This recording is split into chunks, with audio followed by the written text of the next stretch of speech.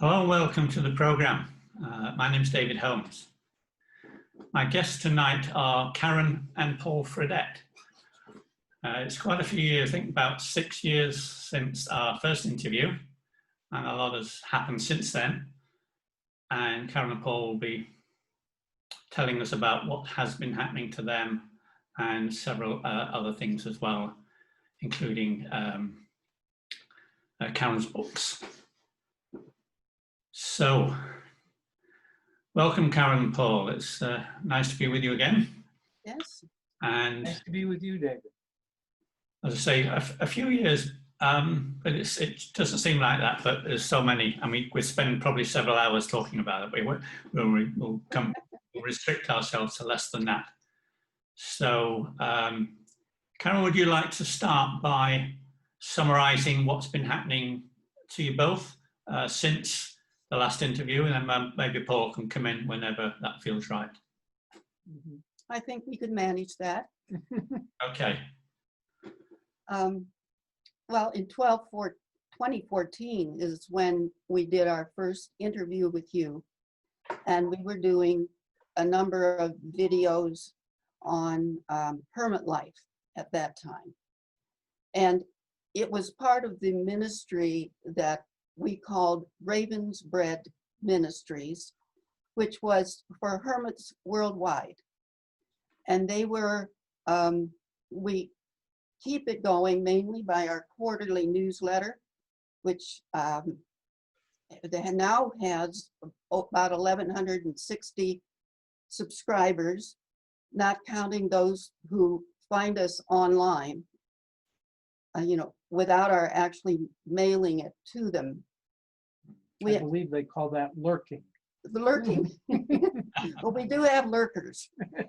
And sometimes they suddenly pop up and say, I've been following you for years. Oh, well, it was nice of you to let us know. And what we think is unique about the newsletter that we put out is that we don't write it. We keep the focus on hermit topics that are pertinent to people that are living in solitude, in silence, for spiritual reasons. But these, most of the newsletter is written by what people send to us in response to the topics we propose. So it's more like a forum, and that's what we wanted it to be. We wanted it to be a forum so that people who, lovers of solitude and bona fide hermits, if you wish, could actually have an opportunity and have some kind of venue to share their own experience, to share either their challenges and difficulties or the rewards and the blessings that they experienced in this life, and to share that and to also examine a variety of topics and questions. And even without any advertising, it's worked out splendidly. And Karen and I have been so grateful to be part of a number of people's journey in this way of life. And their expressions of gratitude to us have been nothing short of overwhelming over the years, and made us feel like we were really doing something extremely, extremely important for them. Yeah, this next issue, we had, well, the last issue, which was August 2020, we published a letter from one of our readers who was asking a serious question about, well, I don't live entirely alone. I have to work in order to make a living. And can I really call myself a hermit? And we published that letter. And I think we got at least 6 of the readers responding to that letter, encouraging her to understand the idea of hermit life in a broader sense than it had been in past centuries. Yeah. So for those that don't know, could you just summarize Raven's Bread? You inherited that from someone else and you grew it Yes, yourself, didn't you? we did inherit that. Actually, we were invited at the time. It was shortly after Karen and I had gotten together, and Karen had been simply doing a mailing list for this very small newsletter, went out to about 200 people, and it was being edited by a Dominican friar out of Chicago. And not long after we got together, he received a different assignment and was no longer possible for him to do this work. And so he got in touch with two friends of his, and they in turn got in touch with Karen and I and asked us if we would be willing to take it over. And so after, thinking and praying about it and everything, we decided that maybe we could, ratchet up the ministry just a little bit. And so we expanded the newsletter from a little 4-page newsletter to 8 pages. And like Karen said, it's gone from about 200 readers, 200 subscribers, to nearly 1,200 subscribers. And we don't really do any advertising, but over the years, the word has gotten around, and we have gotten some free publicity, so to speak, from different magazines and news outlets. But in addition to the newsletter, we also provide a lending library and also some hard to find, hard to locate special resources that people can get from us. And we have that listed now on a website so that people looking at that website can examine the resources and see which ones they'd like to have, and also look at the books that are in the lending library. And we let those go out for about 2 weeks. And in addition to that, in our home, we have had a small apartment with its own private entrance and everything else. And we've used that as a hermitage for people who perhaps were trying to discern a calling to this way of life, or simply people who wanted to get away for an individual, private, quiet retreat. We don't provide any programmatic elements to this retreat, other than to say that both Karen and I are available if they would like to speak with us. But apart from that, it's more a space alone. So the ministry gradually over the years has just simply grown, and keeps us pretty busy. Yeah, and Paul didn't mention that we made a little deal with God when we were asked to take over the newsletter, because at that point neither of us had much income, and we said we'd be very glad, we would be glad to do it if it supported itself. Right. And over the years, we've never had to put what we would call the money we make to live on into the newsletter itself. It has, it's always supported itself. Although we don't ask any particular cost for the newsletter, it's a matter of people sending whatever donation they're able to do. So you could say that God has delivered on his part of the deal. He has, or she has. Yes. That's right. Yes. And so I think it's safe to say that Raven's Bread is worldwide. Yes. There aren't many countries maybe Well, actually, David, it is, and mostly, of course, in the English-speaking countries. But over the years, we've had readers from the Philippines and Indonesia. At one point, we had somebody from China. We've had people in Japan. We've had, of course, people throughout Canada, every state in the United States, throughout the United Kingdom, and throughout Northern Europe. And I think at one point we even had somebody in Russia. I'm Yeah. not sure. I think it was somebody in the Ukraine. It was not Russia. It was somebody in the Ukraine. Right. But yeah, so it really is. We don't have we have people in Australia and New Zealand.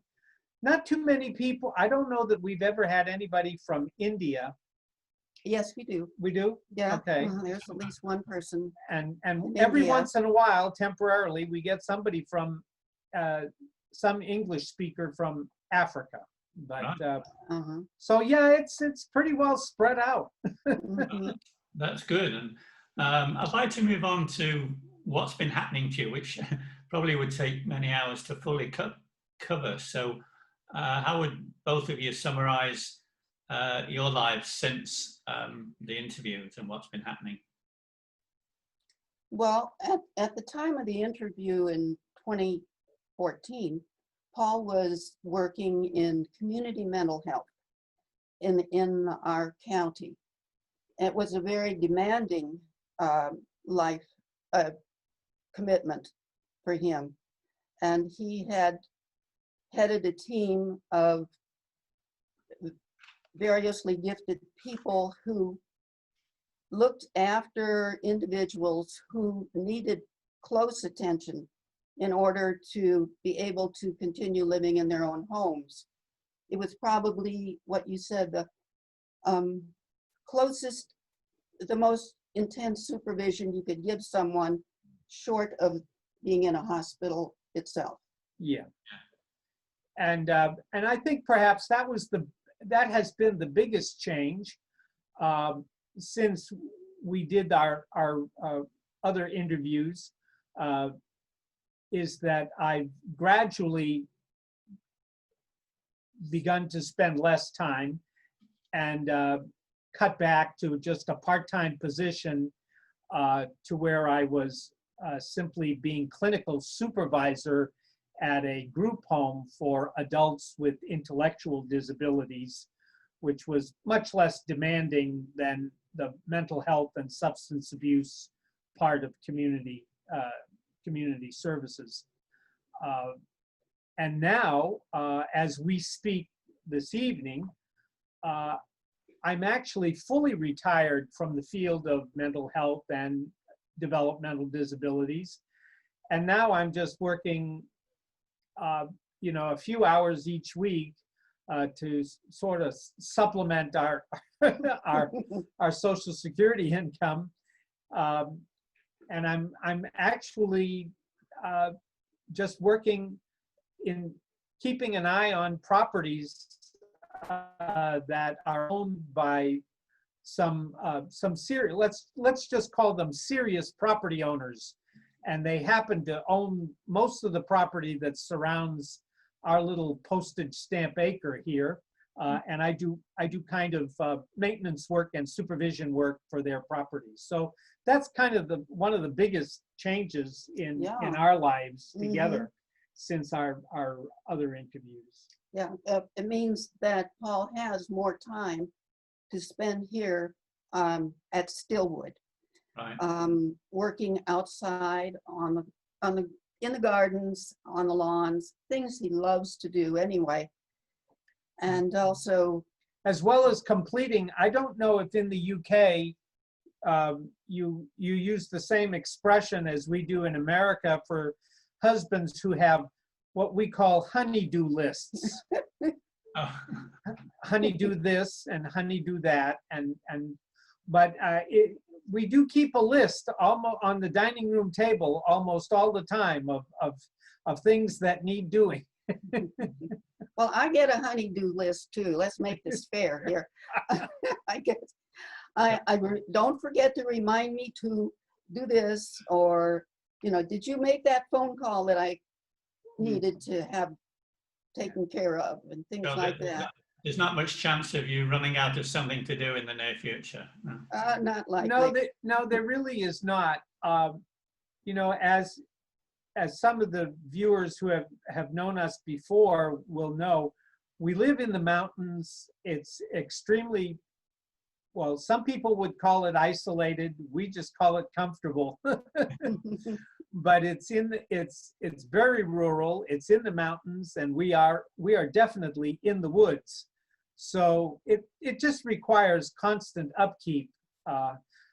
We live in what is regarded as one of the last temperate rainforests, for miles around, and the forest will take over if you don't keep your little space trimmed somewhat. We call it beating back the jungle. Yeah. But no, we've made some improvements to our home. We of course maintain the hermitage for retreatants, and I'm trying to think of other things that. Well, we had to cut down some of the bigger trees that because the ground gets soggy, you have the threat of the one or more uprooting and actually falling. And those that threatened the house when they reached a certain size, we had to remove those. But for the most part, we let nature do what nature does best, which is grow. Yeah, that's right. And you've traveled since we last had the interview. Yes. Tell us a bit about where you've been to. Mhm. Well, we had held a dream for a long time. My background as a Poor Clare nun made me very want to see and spend time in the little area of Umbria, especially the city of Assisi, where St. Francis of Assisi and St. Clare, who was the founders of the Poor Clares, lived out their lives. I've spent a good deal of time studying both their lives and wrote a biography of Clare because I really wanted to understand the charism, the dreams she had for the sisterhood she was founding. And that's how Paul became more acquainted with the Franciscan tradition, was by reading my book on Clare, right, honey? Yes, Karen's made a bona fide Franciscan out of me without ever having joined them. But I'd always been somewhat fascinated by the life of Francis ever since I was very young. But I knew very, very little about the life of St. Clare. I knew almost nothing about St. Clare. So, and through Karen, and which has been a real gift, come to find out what an invaluable gift to the church and to humanity Clare of Assisi was, and what an outstanding human being, what an outstanding person, just a really inspiring human being. Strength of character, strength of will, determination, she's had over the years now, since Karen introduced me to her, she's had a profound influence on my own life. But yes, and Karen had always said that part of the deal here with introducing me to Clare was someday she wanted to show me Assisi herself, because she had been to Assisi in her life twice on pilgrimages and study pilgrimages. Mm-hmm. And so we had not been in a position to ever really take that kind of a vacation or make that kind of a trip until just about 2017 is when we did it. And we combined it with a cruise, one of those cruises down the Rhine River. We met some friends of ours, lifelong friends who live in Bremen, Germany, and joined them, visited with them in the city of Bremen for a few days. And then we all went back to Amsterdam, where we boarded this ship this cruise ship to go down the Rhine. And at one point, we were close enough to where Karen's family ancestral home was, a small just a tiny village called Lindenberg, Yes. that's not far from the German city of Speyer. And so we took a little bit of time to visit that before heading over the Alps by train Mhm. after we got off the ship in Basel in Switzerland, and then took the train into Assisi. And I'll just sit back and let you tell David what happened Oh, when well, we got to Assisi. it was not what we expected. We weren't even prepared for it. On the course of the cruise, we both realized we were coming down with colds. And we did the usual things you do to keep a cold in check. We even stopped at in the emergency room of a hospital when the cruise ship had docked for the evening. And we were assured that we were doing everything that was needful. By the time we were on the train going down through the Alps into Italy, I was not too aware of what I was doing. We stopped in Florence. I have vague memories of seeing some of the cathedrals there, and also Paul being very upset because his wallet was stolen out of his backpack while we were there. And so he had to make arrangements to get so many things replaced. And then by the time we got to Assisi, I was just sort of like walking in a daze. Mm-hmm. Paul felt like he wanted to get me checked out. We went to the emergency room of the little hospital in Assisi, and I noticed that they kept moving me up in the line. You know, it was like, you know, you were here, and then someone would come along and move me further up. And when Paul said, well, when can I take her up to the Casa Papa Giovanni where we have rooms? They said, you can't. We're admitting her. She has double pneumonia. Yeah. So that was hardly what we had expected or prepared for, but Karen only stayed in the Assisi hospital a couple of nights, actually 2 nights. No, not even 2 nights. Yeah, 2 nights. And was transferred to a hospital about 18 miles away in the town of Foligno, which was a much bigger hospital. And she was actually in the equivalent of the ICU, the intensive care unit, for about a week, and then transferred to the pulmonary care unit until she was just simply strong enough to be able to board a plane and come home.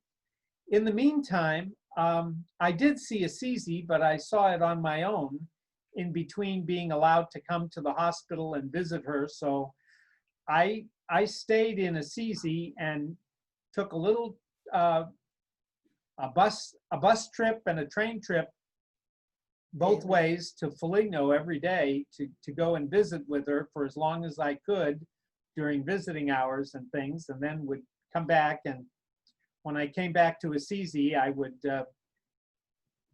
visit some of the key spots that Karen had described to me, but it certainly wasn't the same as having to visit with her, as being able to visit with her. So we're hoping that one day, Lord willing, we're hoping one day we'll be in a position to try again and at least just go to Assisi together when we're both feeling well enough. But that really was the biggest event. We've had a few trips, but not many others. We've taken a few trips to see family. For weddings, mainly, special occasions. But mainly it's been working in the ministry and my little part-time work, but mainly also it's been Karen has been doing a great deal of writing. And so, you know, most of what has occupied Karen's time since our last interview with you, David, has been following up on the books that we had already written, or ones that she had written herself, one that we had collaborated on, Yeah, and that some one, others. uh-huh. Mhm. Yeah, the Consider the Ravens on contemporary hermit life is really probably the most well-known of the books that that we've written. Mm. And we're exploring many of the things that we wrote in that book originally to reuse and almost recycle to help people who are now finding themselves in places in solitude, cut off from many family members. So we're using the experiences we've written about to encourage people how to make good use of what could be a very painful time. Yeah, that's right. And I know, well, we're all aware of the current situation with the coronavirus. We'd like to talk about how that's affected you and what the response has been from people that you're in contact with.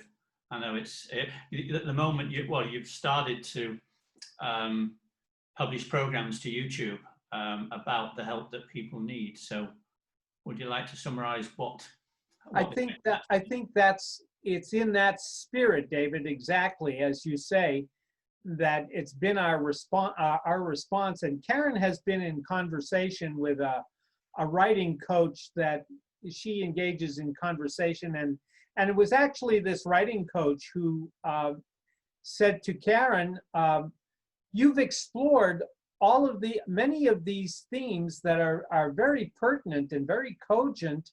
It just so happens during this time of pandemic, you could repurpose some of this material, but in a way that people would be that would be more accessible to people than kind of trying to republish or to do something differently in writing.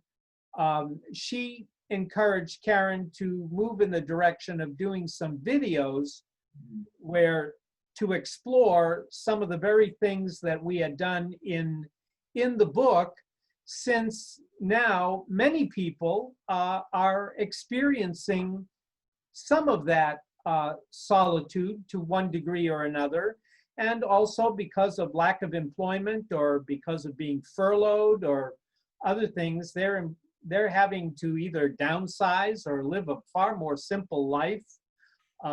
There's not a lot of socializing going on in their lives. So rather than it be viewed just simply in the negative, we're trying to use some of the themes that we've already explored to help people to try to make this, as if there is any positive element for them in it, that it can be a time of growth and also a time it can be somewhat fulfilling for them and not simply a painful moment of loss in their life. Yeah, and in the next program we're going to be looking at your books in more details, but the details of how people can contact you are on the website. We'd just like to say a little bit about that before you go, and if people are interested in finding out more about your work. I know some of the viewers will know you, but some won't. So I think maybe at the end of this program, there's going to be something put on the screen which will let people contact you if they wish, and they'll know all the details for doing that. But tonight's gone all too quickly. It has. I really enjoyed being with you again, and soon we'll go into more detail. There's so much to go through, but we'll take it one step at a time. But for now, Karen and Paul, thank you for being with us today. And it's been wonderful to be with you again, David. Okay, thank you, and goodbye for now. Goodbye.